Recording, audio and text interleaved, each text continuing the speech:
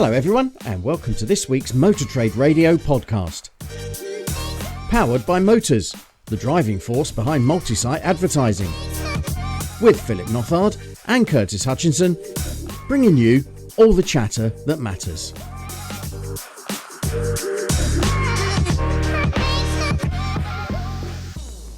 Well, Curtis, we're very much in the autumnal period now, aren't we, with the weather, and everyone's planning for the events in November and close down for December, and now everyone's talking about budgets and membership renewals for 2026, worryingly. But there's a lot going on, isn't there? Yeah, definitely. I'm already seeing signs up advertising certain dinners over the seasonal period. I'm not going to say the word. It's much too soon because we're still mid-October, well, late October, I guess. Yes, yeah. Well, there's a lot going on, and same in the headlines as well, as we get ever closer to the budget on the 26th of November. We're getting a bit of that now, leading into the media. But we've got a few shout-outs this week, haven't we? We have indeed. So we're joined this week after the midway break by industry guru Ian Godbold for his latest top tip. And it's a great one. It's very much a topical look at how to use marketing campaigns to close October as strongly as possible. So he's really focused on what dealers can do from this weekend onwards, especially around low-performing vehicles, adapting to market conditions, and also getting the most out of Google vehicle ads. So definitely worth listening to that after the midway break.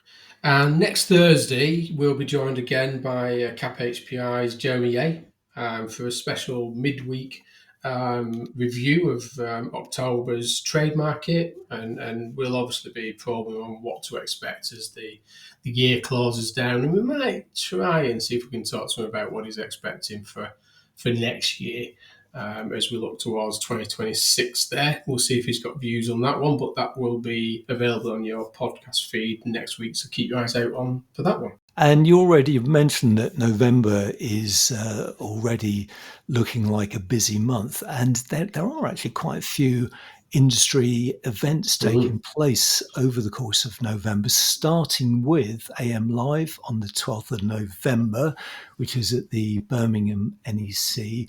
And you're hosting a VRA event on the 19th of November, aren't you? Yeah, so there is still some spaces available. We've got capacity for about 200 at that event, but it is filling up fairly quickly. And you say that's at the Warwick, the University of the Slate there. So just check out mine or other board members of the VRA feed for registrations if you want to come along for that. But also, I think that evening as well, there's the Motor Trader Awards as well on the evening of the 19th. There's a lot of logistics for people to sort out in November, isn't there, to get to everywhere. Yeah, definitely. So do make a note of those events in your diaries. You're listening to all the chatter that matters on the Motor Trade Radio podcast. If you're a supplier and would like us to profile your business and reach our audience of dealer bosses, managers and decision makers on one of our dedicated supplier specials episodes, get in touch with Curtis and Philip at motortraderadio@yahoo.com. Companies already featured on our supplier specials include Prospecting Dynamics, iVendi, ETT, Generational, Tracker, and Jigcar. You can find them all in your podcast feed and many more. And if you'd like us to profile your business, then just message Philip or myself. We're both on LinkedIn. You're listening to the Motor Trade Radio podcast, powered by Motors. Well, once again, we've got lots of headlines this week from AM, Car Dealer, Motor Trader, The Independent and The Times. So the first half will focus on government moves set to impact the car retailing sector, starting with how the Motability scheme is set for an upset in next month's budget as Chancellor Rachel Reeves looks to close tax breaks, which could be worth around £1 billion a year. Virtue boss Robert Forrester explains why he thinks it's a bad idea. We have an update on draft legislation looking at bringing employee car ownership schemes under company car taxation rules. And we reveal how many cars have been sold under the government's electric car grant since it was launched in July, and also how many are actually eligible. Then, after the break, Motors research reveals how long customers will wait for a response to their inquiries before looking elsewhere. BDO reveals average pay rises across the sector have risen by 5%. And finally, we'll be looking at a Chinese disruptor brand who's just unveiled a flying car. You love that one, don't you? Everybody loves a flying car, Curtis. Everyone loves a flying car, so do hang on, do stick around for that one. That one's going to be great. So let's start with the Times, and as I said, there's a lot of government-related stories kicking around this week, and we'll start with probably the big one, which is around Motability. And the headline at the Times, which really broke this story, is Rachel Reeves takes aim at Motability scheme to save £1 billion in budget. It really does look as though Rachel Reeves, for next month's budget, is looking at ways to save money. Lots of different ways, rather than one big way. She's looking at closing some of what she sees as maybe loopholes in, and one of these is around the Motability scheme. So the Chancellor, according to this report, is examining reforms to the Motability scheme that is designed to save money and maintain public confidence in the welfare system. So that's very much the official line. Tax breaks worth about £1 million a year are set to be scrapped in the budget, according to this report, dramatically reducing an exemption by which cars leased under the scheme do not have to pay for VAT or insurance premium tax. So that's really the key to this story, the sort of tax treatment of cars on the Motability scheme.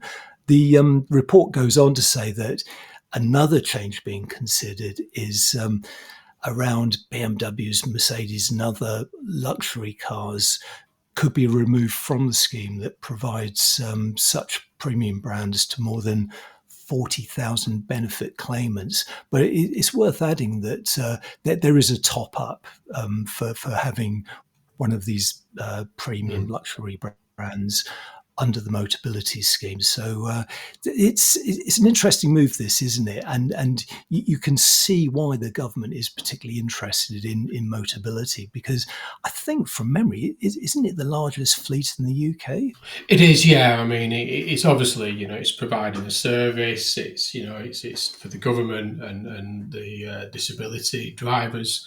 But yeah, it's a significantly sized fleet, and I think what is missed from this is, like you alluded to there, that if somebody does want a premium car, then they do have to contribute. It's not all free. It's not all government paid. There are deposit contributions or allowances that they have to pay. So if they want to drive something a bit more premium or certain makes or models, then they do have to add to their scheme to drive those vehicles. And I think there is an element with this that it provides a high volume of quality used cars to the sector, which again, and we'll get onto this later with the change around the ECOS, the CBS, the Employee Car Ownership Scheme. But those vehicles that are coming into the market as a used proposition generate a lot of tax for the government as a used vehicle to the sector.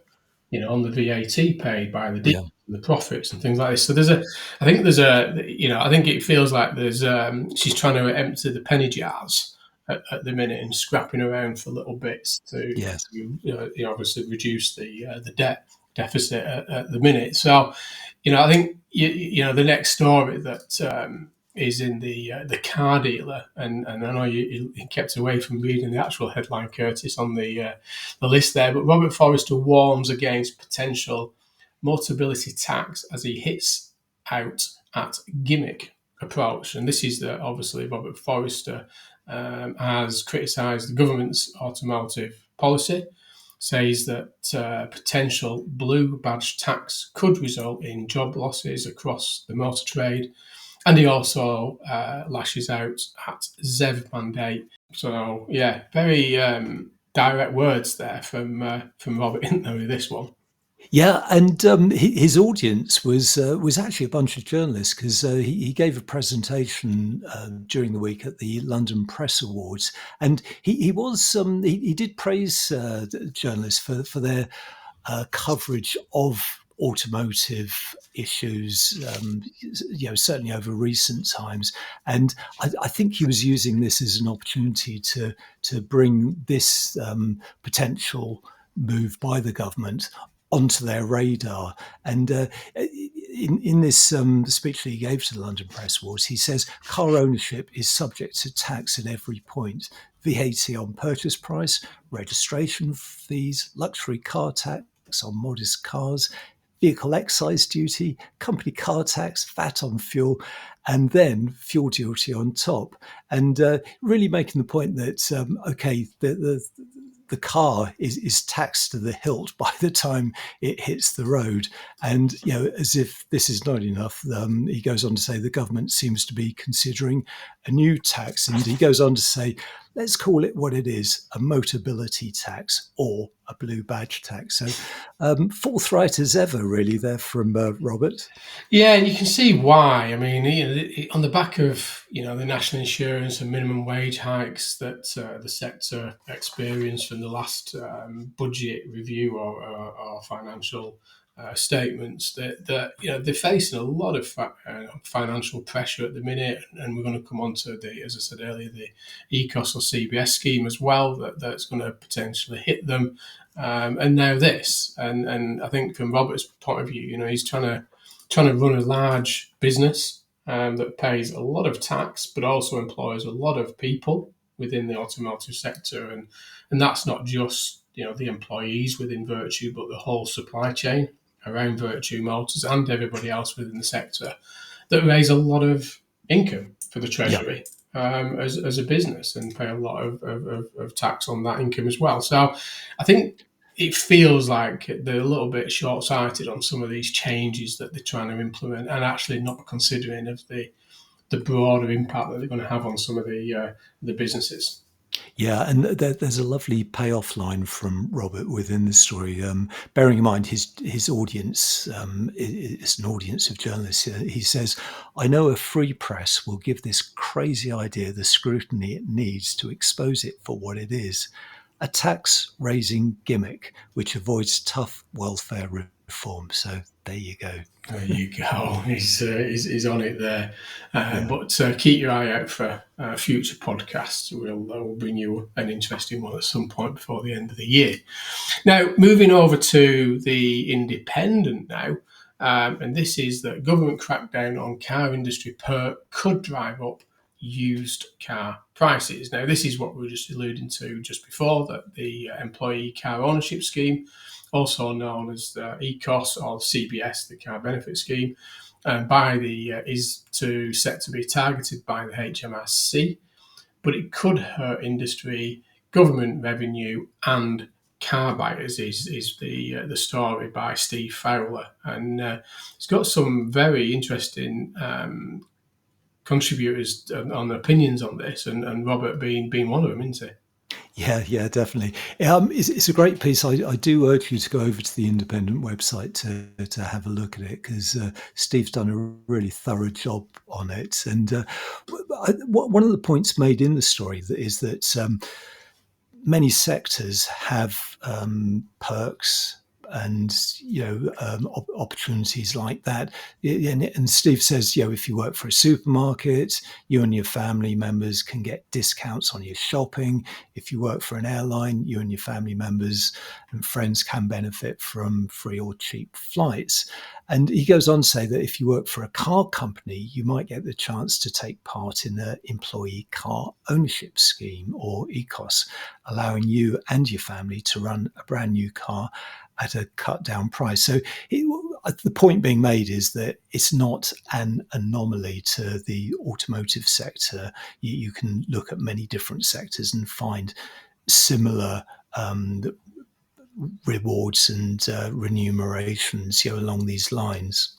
Yeah, no, and this is the thing. I think Robert's put something out previously on this. It's a topic of conversation I've been involved right across the sector, both with the government and other industries. That there's the impact on this, and we know that they pushed it back from April back to October, 6th of October. They are meant to be closing the scheme down, but reports are that this scheme generates anything up to 200,000 registrations per year, which is 10% of the UK current market. It provides, a lot of used cars, nearly new cars to the sector. But I think clearly what, Robert's coming at on this is, one, there's the side of the amount of revenue it generates as a new car being registered, then subsequently as a used car, and what it provides to the used car buyers in the marketplace. But actually what it does to the employees. If you think about Robert, obviously got 230 sites with a very heavy, senior exec team that will all be using this benefit. And, one of the stories we're going to talk about is from BDO in terms of average salary, but what does that put pressure on to the dealers, the retailers, whether it's an OEM or whether it's a motor retailer who have this scheme? Again, I think the government are just short-sighted on the way they are looking at these benefits and the longer-term impacts compared to what it might save them or might generate them in the short term. Because if you got that employee that is driving around in a premium vehicle, what do you do when you take them out of it when they can't have that vehicle for the same price? Who pays the salary? Who pays the bonus?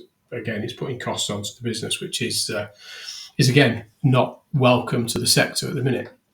Yeah, and governments of all colours, they hate perks, and you can understand why this draft legislation is being considered. And there's a great comment from Mike Hawes, CEO of the SMMT, within the story, who says the removal of employee car ownership schemes would severely damage the automotive sector and its workers at a time when the industry is under immense pressure. And he goes on to say both new and nearly new used car markets would be reduced, UK production cut, and jobs lost at a time when the government is trying to raise revenues. Removing this scheme would actually cost it millions through lost VAT and VED receipts. Yeah, and again, Robert just finished off here just to put context on, they're one of the UK's largest car retailing groups, has already warned its shareholders that the proposed ECOS changes could cost the business up to 2.5 million, with up to 250 members of staff taking advantage of the ECOS scheme across their organisation. And Robert signs off, which had also been to the HM Treasury to consult on the ECOS plans, described the government's plans as completely counterproductive. So very clearly pointing out the problem with this of what could hit the sector. And moving on to AM Online, and this is the last sort of government-related story this week. More than 20,000 people have benefited from electric car grants since launch. So, as we know, the grant was launched in July, and this report from AM has calculated that currently 40 vehicles now are covered by the grant, but still only two on the top tier. And those two vehicles, as we talk about on a regular basis, are the Ford Puma Gen E and the Ford E Tornado Courier. And I think just over the last week or so, that there's been a whole batch of Volkswagen and Volkswagen Group vehicles added to the list that will qualify for Band 2, which is £1,500. So a timely update there on the state of the scheme and how effective it's proving to be.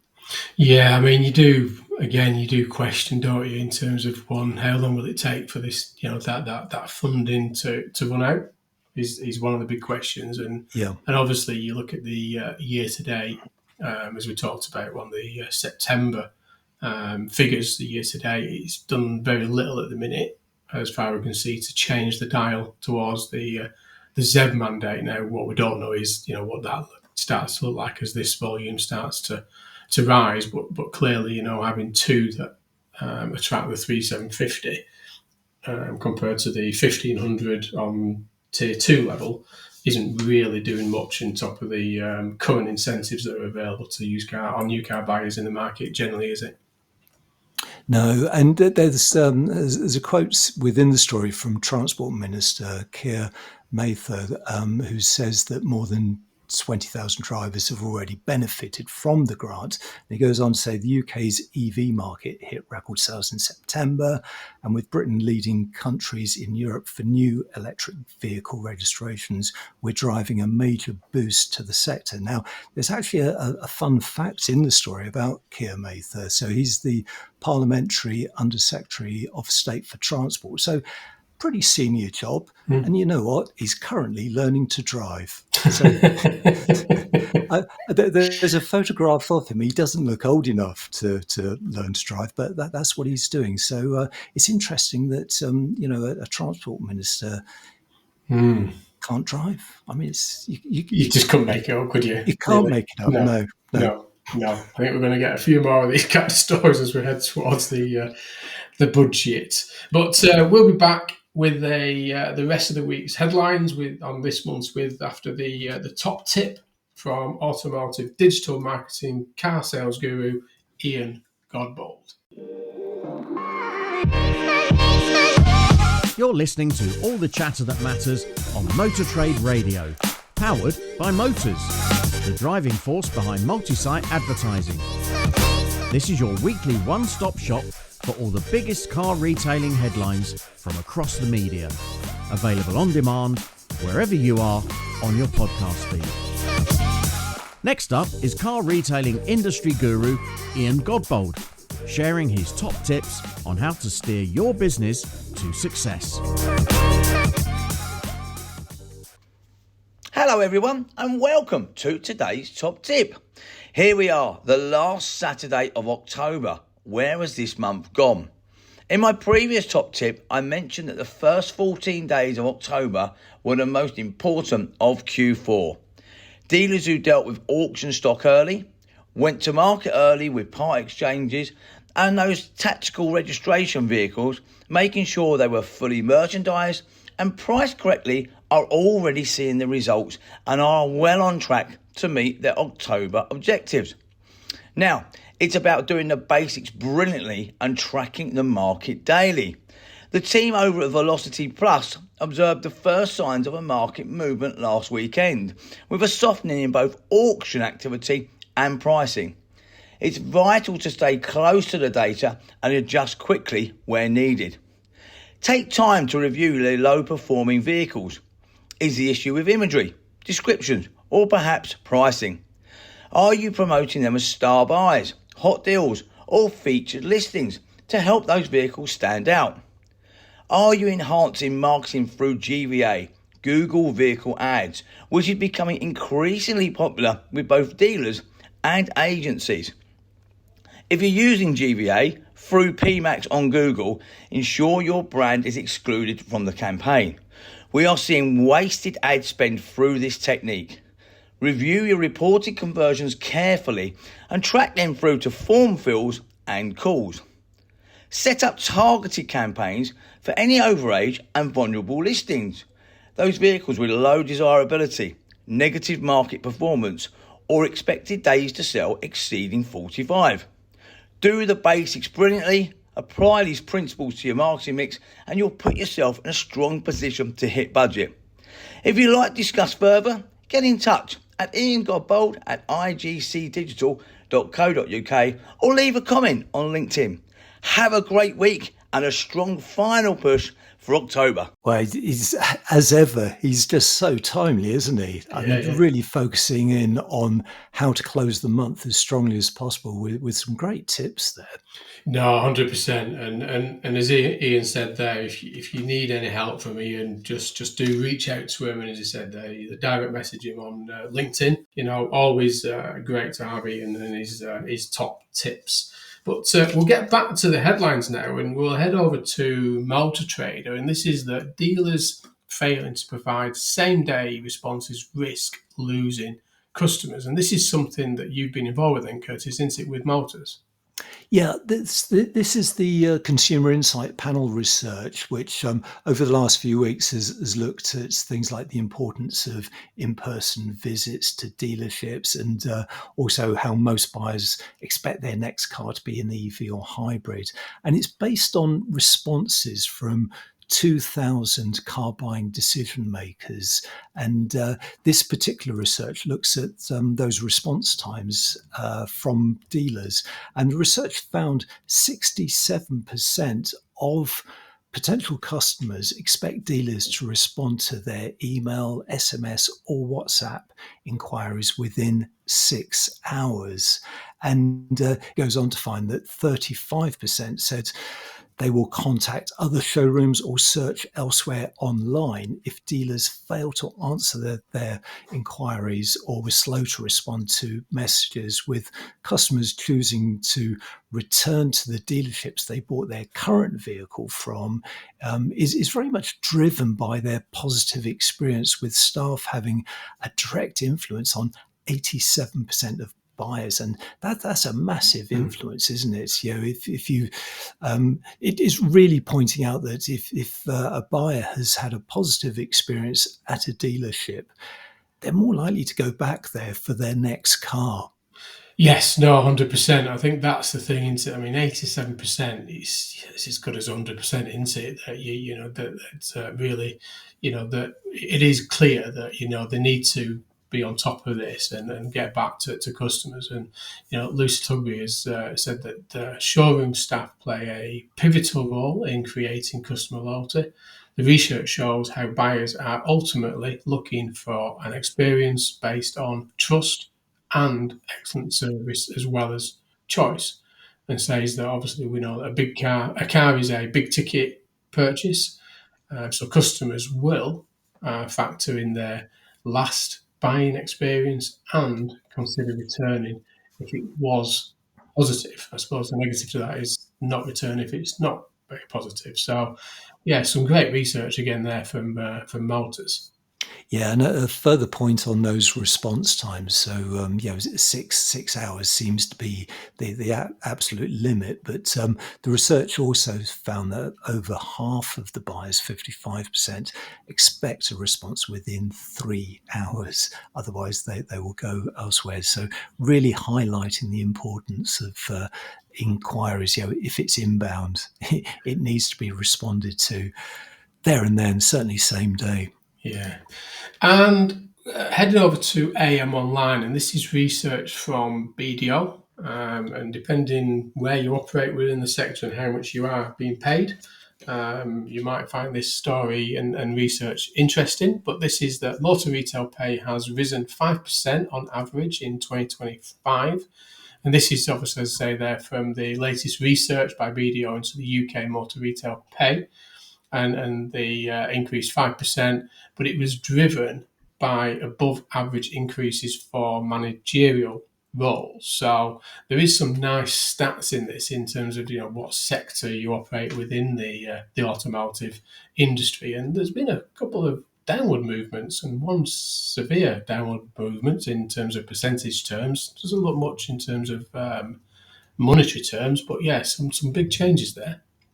Yeah, we used to cover this on when I was at Motor Trader, and we could see traffic peaking whenever we ran this. It's an annual piece of research that BDO does, and it's very well regarded and very well read within the industry. And it definitely worth looking at the full report on AM, because it does go into quite a bit of detail. But one of the things that is highlighted in the report is that when management roles are excluded, that increase of 5% actually drops to just 2%. The data showing that the average salary for non-management employees increased from £46,917 to 47,674. So, a small movement there. And in comparison, the increase in pay for management roles averaged 10%, over that same period.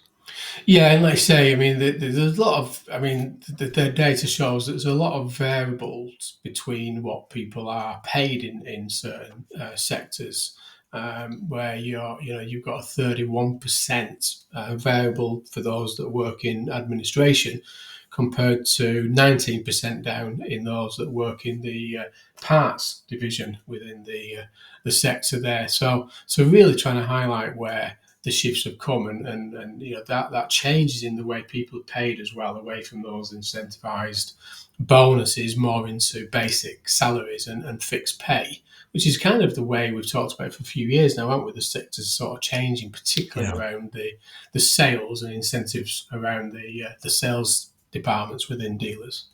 Yeah, and some great insight also into um, bonuses and how bonuses have been treated over the last 12 months, because there's a direct quote from the report that says, this modest growth, which is just 5%, masks a more significant shift in the composition of pay. So basic salaries rose 5%, as we discussed, while commissions and bonuses actually declined by 7%. And that's very much indicating a potential move away from variable pay. And it goes on to say this is the second year in succession where this has happened. And BDO is suggesting that employees might be prioritising income stability for their employees in response to fluctuating sales volumes and tighter margins. So definitely an interesting trend to watch there. Yeah, one that we'll keep an eye on. But heading over to the final story of today, and this got a little bit of interest on social media, as always, these kind of things, Curtis. But over in the Financial Times, and the headline's great: "Flying cars will lift Chinese EV makers' image more than its profits." And this is that for the Sepang, the achievement does not need to yield immediate returns to count as a victory. And now, you and I were talking about this before we recorded today, because some of this is more about statements and of intent, isn't it, rather than the revenue side of these kind of things. Yeah, yes. I mean, it's a flag waving exercise, and Zapang have certainly got a lot of PR value out of this story. And it's got to be said, because there's a photograph of the flying car. It looks like a cross between a I helicopter was and going to say a this. drone. Yeah, it does not It's like a look big drone. yes, yeah, yeah. And it's very much a statement of intent, and they've got the tech, they can do this. Whether or not they start investing more in producing these vehicles is another thing, but it's all about PR, isn't it? And it does actually say that regardless of how successful this flying car project proves to be, its benefits will very much extend beyond future aircraft sales, because the tech that it's developing through this venture, which includes things like lightweight composite materials to advanced batteries and autonomous flight systems, will all feed directly back into Zapang's cars. Yeah. And this futuristic appeal could also help the brand avoid being written off as just another mid-tier EV maker. And that's an important point, isn't it? Because we're seeing so many of these new brands, they're new brands to us, being launched. And how do you get that brand to stand out? Well, this is clearly one way of doing it. Yeah, and yeah, it does talk in here, and God, how many other times have we looked at these future flying cars? I mean, we've always talked about what does the future automotive sector look like, and autonomy and things like this. But it does say that despite the risk, the flying car comes at a good time.